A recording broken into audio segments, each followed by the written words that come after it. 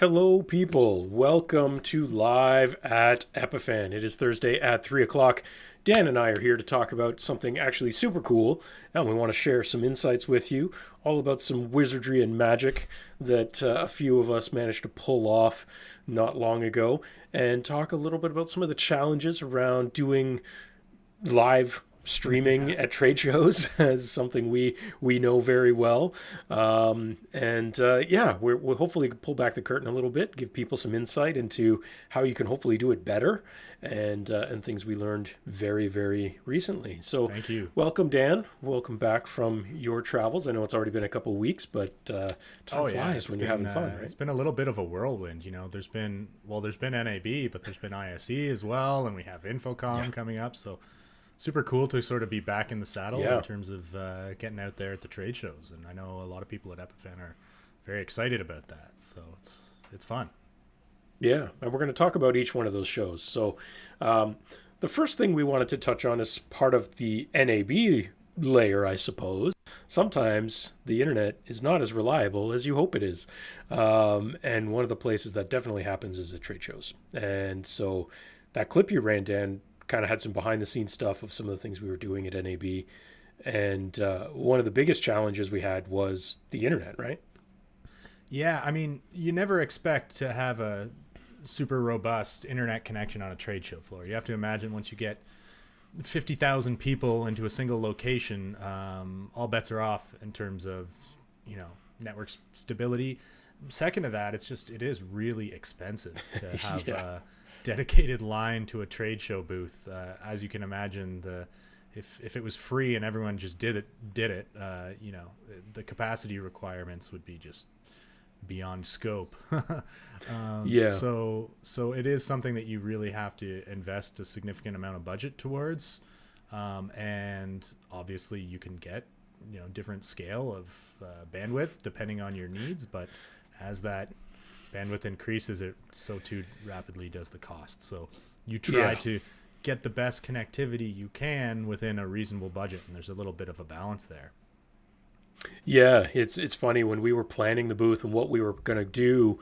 Some of us were talking about the different packages they had to offer for internet, and it just absolutely blew me away. To give people a rough idea, we're talking, for the span of the show, which is about 3 or 4 days for most trade shows, somewhere in the ballpark of $5,000-6,000 plus for speeds that you wouldn't have in your own home even a decade ago. Like it's not good, and it's incredibly expensive. Now you can try to do cellular, and we have done that successfully in some instances, but it's not as reliable because, to your point, Dan, when you have 50,000 people crammed into one building, the interference from 50,000 cell phones clogs up the networks. They're all trying to come through the same hubs, and it gets messy. So it's not that reliable in terms of consistent speed. So that's a big risk. Mm-hmm. When we wanted to set up this little mini studio, we needed consistency. So we ended up paying that very absorbent sum for a dedicated line, but we didn't want to spend, literally there was an option for $25,000 to get what I would consider somewhat decent internet, and we just weren't going to pay that. So we had to figure out how to work backwards from there. What was the lowest bandwidth we could possibly buy to save money and still do something? And that had its own challenges. So Dan, maybe break it down for us a little bit. Our goal was to stream 3 separate streams from that little mini studio we had set up using 3 Pearl Nanos and have it all remotely produced. That was the objective. Yeah, exactly. Maybe it's easiest if I show you some of this instead of just Sure. describing it. I can give you a little peek of what we had set up. So, this is kind of the studio setup we had. It's a very small footprint, in fact. Yeah. Maybe 10 by 10, something like that. Not even, I would say. Maybe like 8 by 8. So a couple little chairs in the corner, and then we had 3 cameras set up. And there you can kind of see the full footprint of what we had to work with here. So what we wanted to do to create some engaging content here is to, we could have just done one wide camera shot, but you know, Boring. this is Epiphan. We like to make things a little bit more, increase the complexity a bit.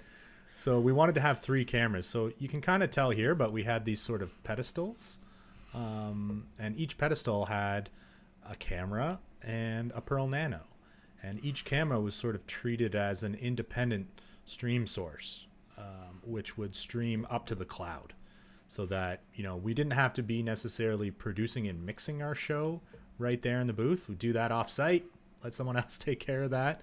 We'll tell you more about that in a bit, but really for the purpose of what we needed to accomplish in the booth itself, it was all about supporting a 3 camera production with a very modest internet connection.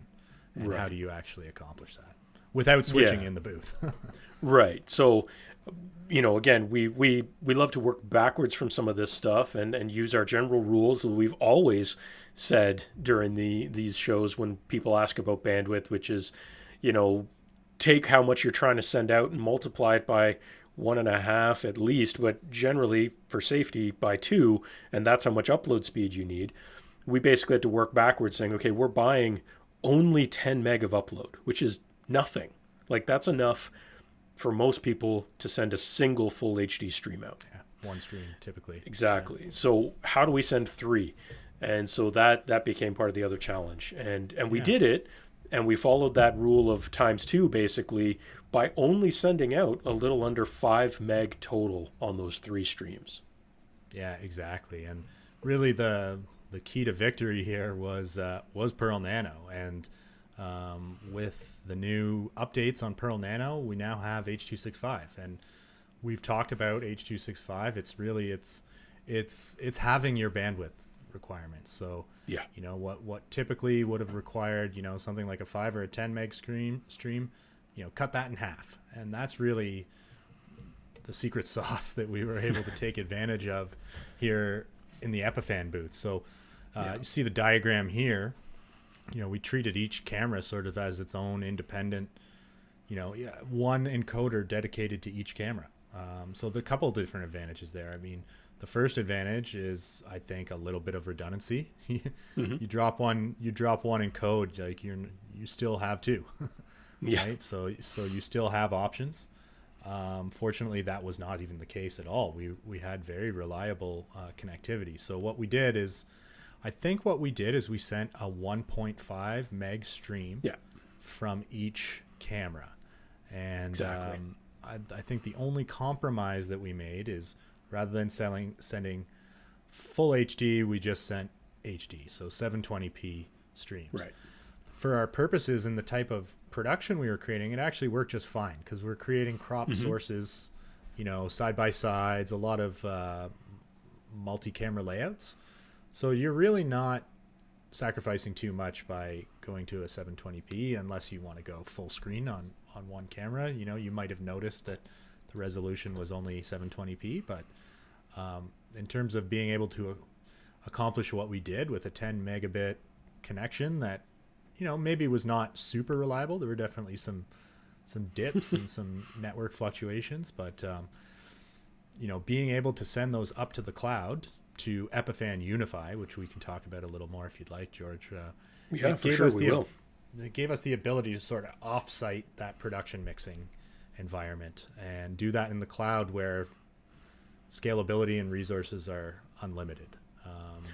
Well, and I think it's also important to note was that during that entire show, you guys were basically running that studio nonstop, that the show was open. You had a revolving door of guests and interviews happening for not just our own channel, but other people's channels, and producing content for people that don't even work for Epiphan or had anything to do with us. We were just providing a space for them to use and produce the content they needed. And a lot of people were blown away with what we were able to do. It was incredible. Some of the great interviews we had were friends of Epiphan like Aaron Parecki and Photo Joseph, and those guys, and they did some interviews with us there. I know Dan, you did some of those interviews. One of the things, I was actually on leave that week, but I tuned in for a couple of the interviews with those guys. And in Photo Joseph's stream, the chat comments were constantly just people absolutely floored by the quality of the stream that they were seeing when people found out is only 1.5 meg per shot. They were like, wait, that's incredible. Like that shouldn't even be possible.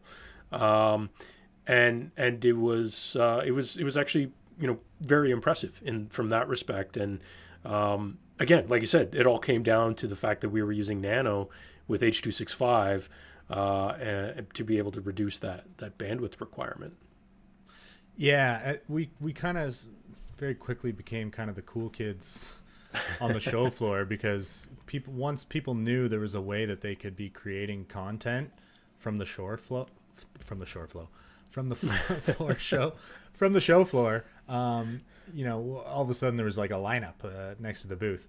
The quality of my OBS is dipping right now, so I'm struggling to share this. But that was just a clip of a segment that Geekazine produced in our booth that was pretty cool.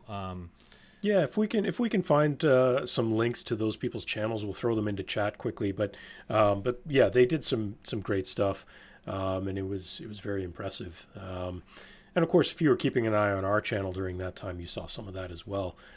But yeah, I mean, it worked. It's funny, we're having more internet problems. You and I are both having more internet problems right now than then. Again, I think it was impressive, the space we used, the lighting.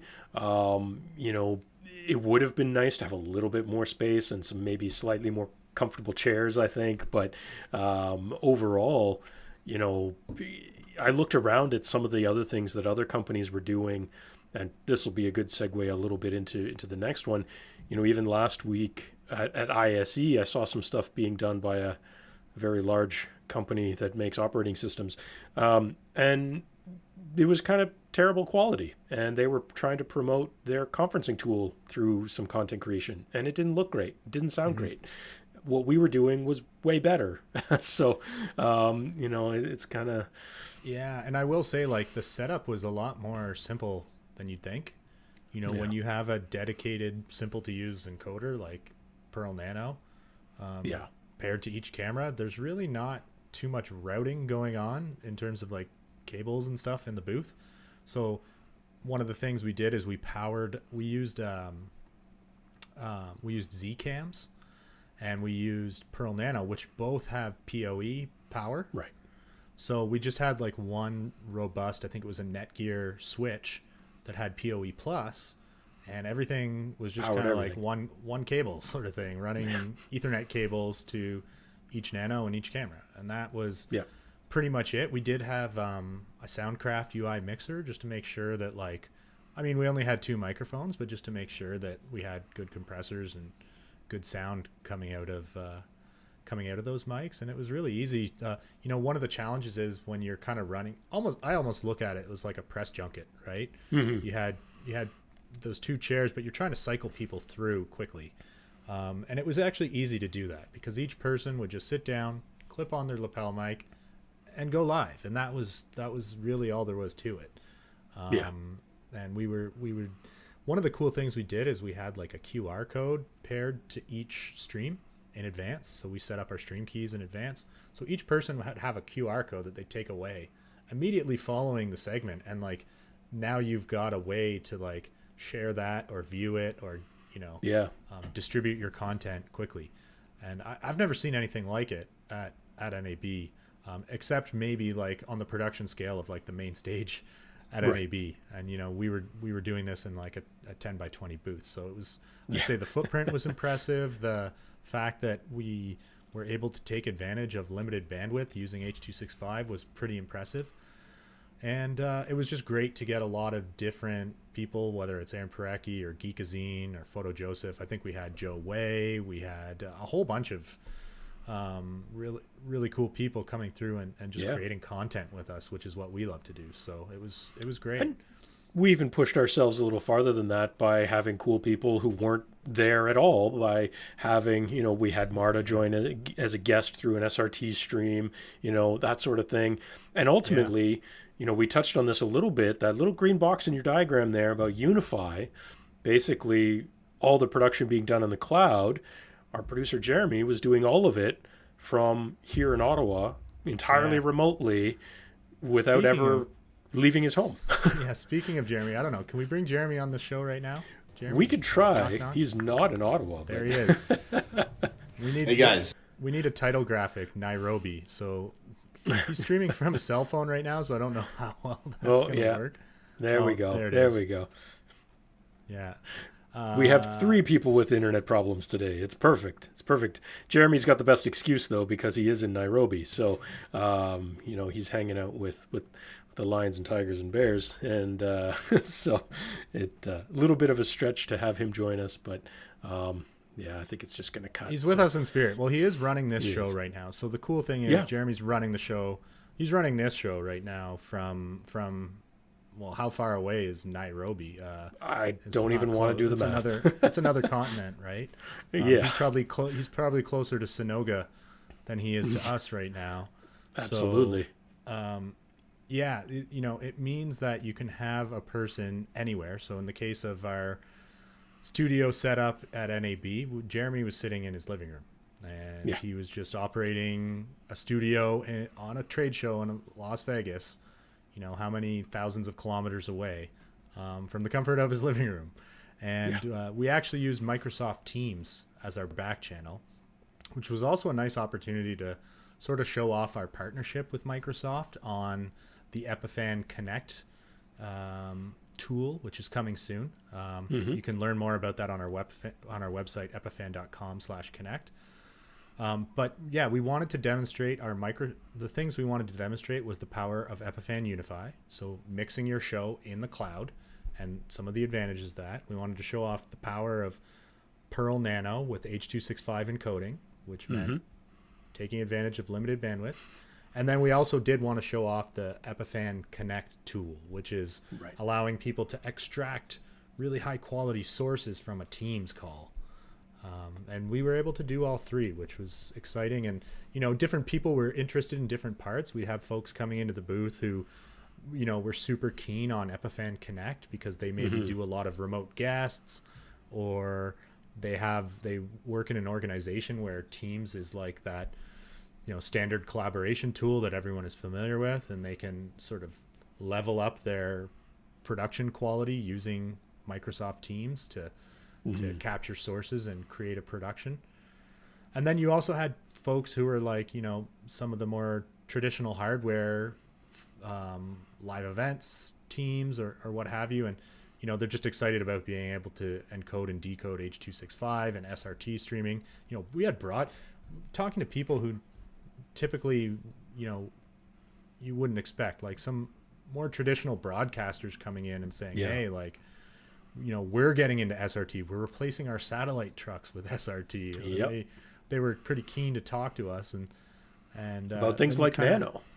Yeah, exactly. And so, Because I don't know if you've done the math on this, Dan, but a satellite truck is typically millions of dollars, tens of millions of dollars in cost. A Pearl Nano is not. It's multitudes less.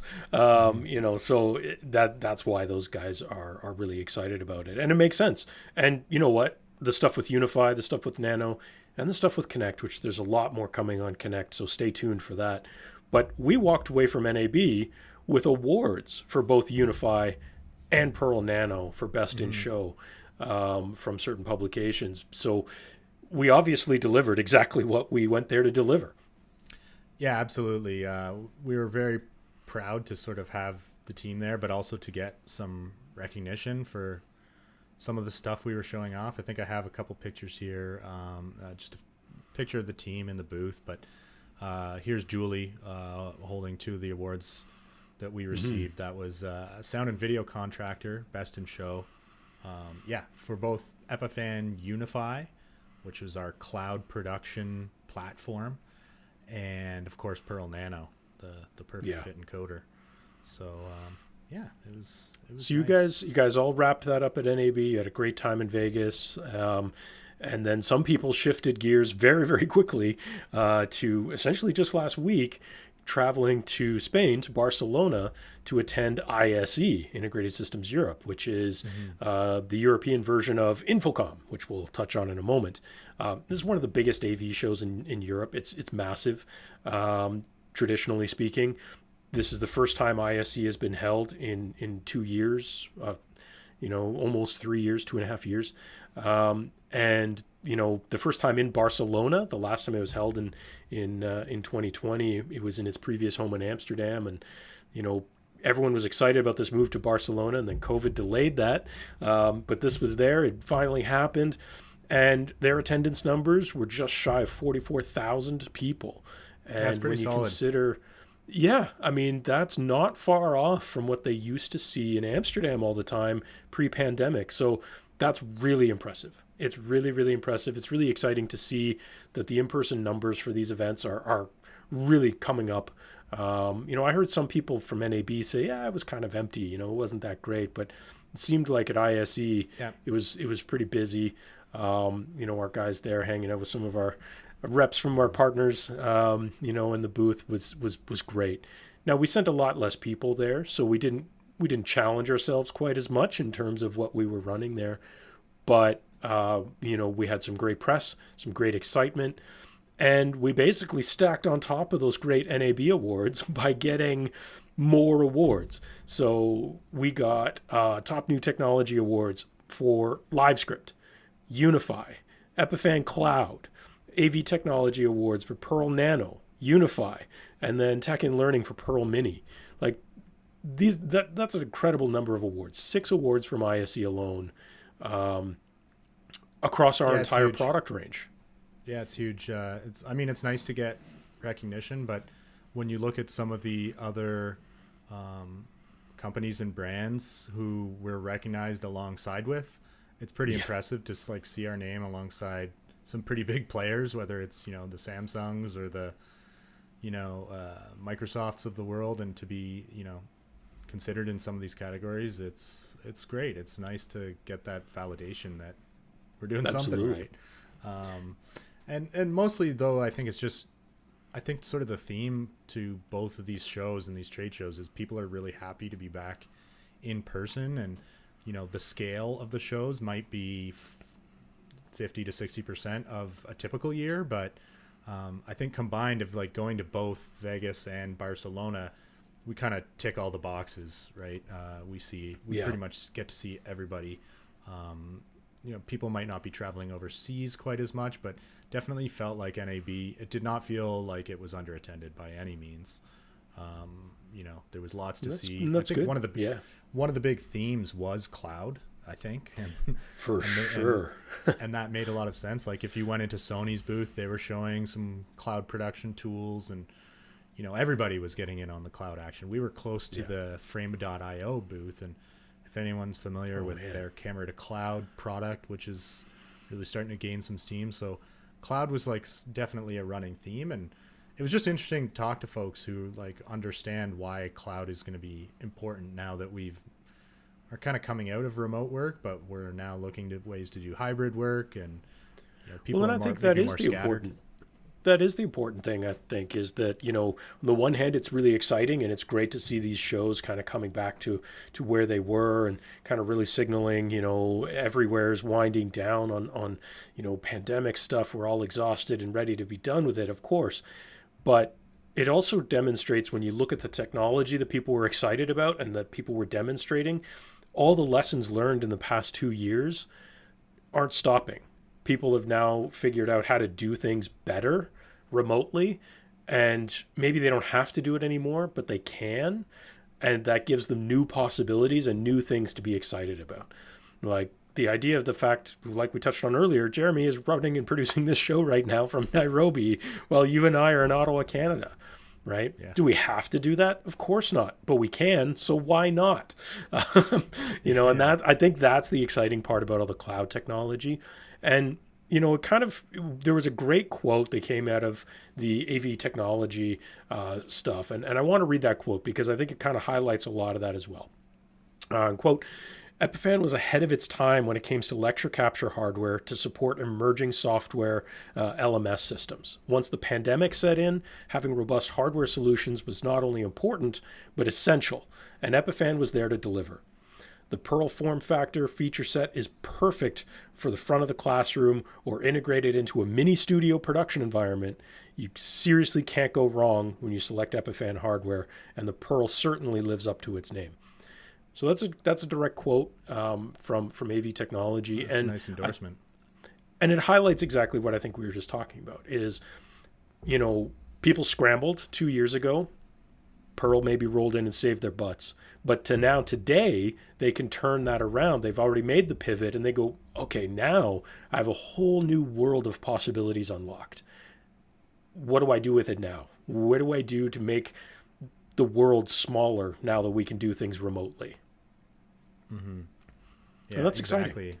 And to connect people, I'd say like the other theme that was prevalent was just like people connecting. And like while people were connecting in person, there was also a lot of remote connecting. It was cool to see like Aaron Parecki, for example, creating content from the show floor, and like he was able to come into our booth and connect our studio to his studio, and like there was some fandangling happening to make that work, but it was just neat. He's like, oh yeah, I got my studio up, I'm gonna send your studio to my studio and put my graphics downstream over top of your production. And he's like, now I've got it, delivering it as though it's my brand through your studio with your producer who's in a different location. It's just like, he's a wizard of all that finagling. Yeah, it was a little bit of a mind bender how it all works. Like if I tried to like actually visualize draw the content it out. flow of everything, it didn't always, but it just kind of all just worked. So that was really great. And I think Jeremy had fun too remote. Jeremy, do you want to try to come in here again, Jeremy? How's your phone? how's your phone connection? Okay, there he is. All right, I think I'm connected here. Whoops. Yeah, I hope so. You guys hear me? We can hear you. I think we do have a little bit of a delay, but it should be okay. Why don't you tell us what it was like producing remotely? For sure. While not at NAB, but remote from NAB.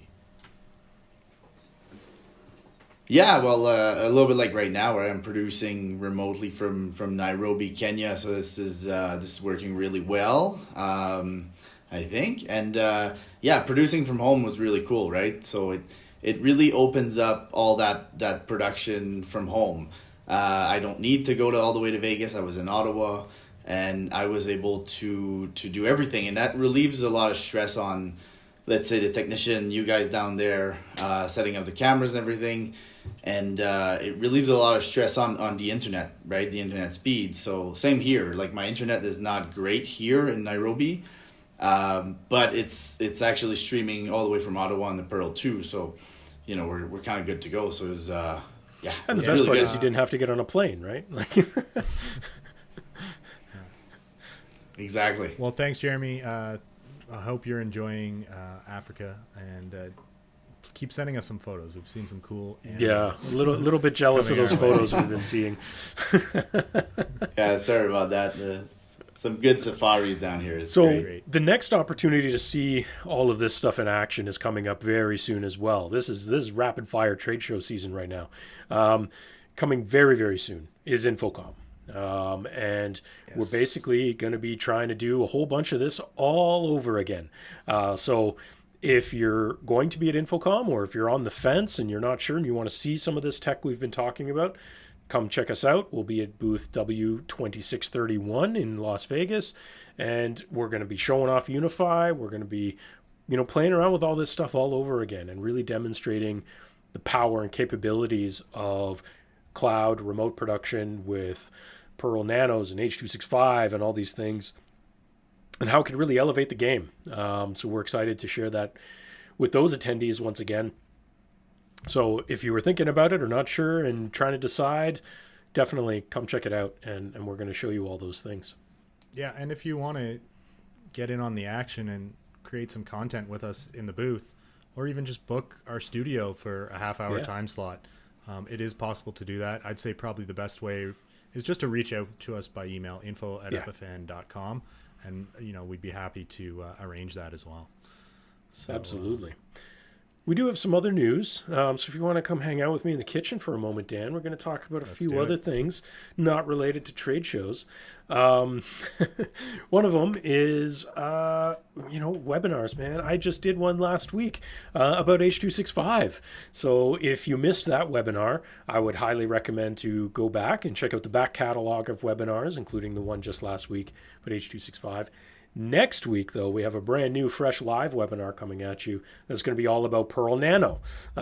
So if you want to register for that one, that's coming up next Wednesday. And, our guys are going to take you in depth with Pearl Nano, really dive through it and talk about a little bit more detail on the technical level of some of the things we've been sharing today. So check that out, register. Obviously, it's up on the website. We'll throw a link into chat here in a moment. And then we have a blog. Right? Yeah, this is all about how to produce live events with Microsoft Teams.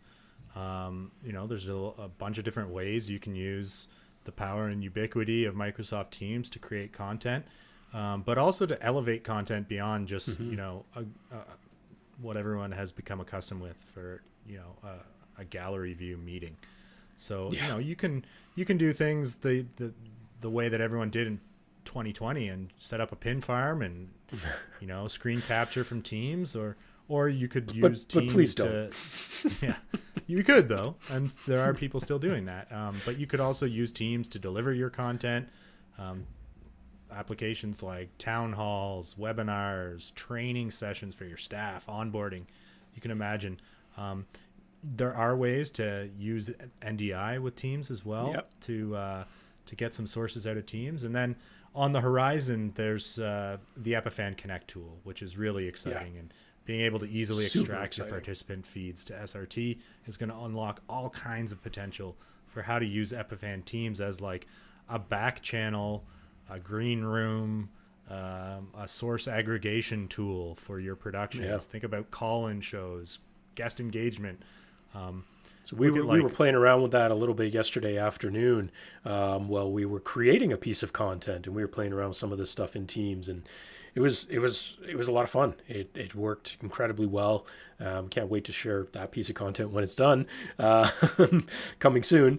But we don't normally live in Teams. We normally live in Zoom, and so it was fun and interesting and creatively challenging in some good ways to try a different platform that has some unique features compared to some of the other things out there, and a feature set that's growing through things like Epiphan Connect when it comes very soon. So definitely check out the website for both Unify and Connect.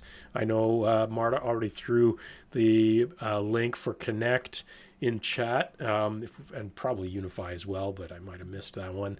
But scroll back through chat and check out the pages for both Unify and Connect up on the website now. Get a little taste, a little teaser, and keep an eye out on what's going to happen with those in the next little while. But I think for today, that's probably going to do it. Yeah, nice to hang out with you, George. It's nice to get on the live show again, and absolutely. I won't be at Infocom, but I will feel like I'm there because I'm hoping I can be a guest on some of the content, and I can jump into the Teams calls and be a remote guest in that way, and still get to hang out with some of the people who are creating content in the booth. I'm looking forward to that. But we will have a lot of we're sending a number of team members. We're going to be creating a lot of content at Infocom, so we're going to we're going to try to make the experience feel like you're there for everyone who isn't there, and looking forward to that quite a bit. Same. Let's chat about it over ice cream next week. How about that? Okay. Will do. So hey, thanks everyone for joining us. I think we're back on June 2nd. Yes. But until then, George, where do people go? Well, you can find us on all the places: Facebook, YouTube, like, follow, subscribe, all those social things. Of course, you can always check out epiphan.com for all the things that are going on. The blog is getting tons of great content right now. Awesome articles going up. And obviously right here on YouTube, if you're watching there, that's where a lot of this video content we're talking about that we're producing is going to be posted. So make sure you're subscribed and keep an eye out on all this exciting news as it comes out and we get it out there. So thanks for joining us. We'll see you next time. Bye-bye. See ya.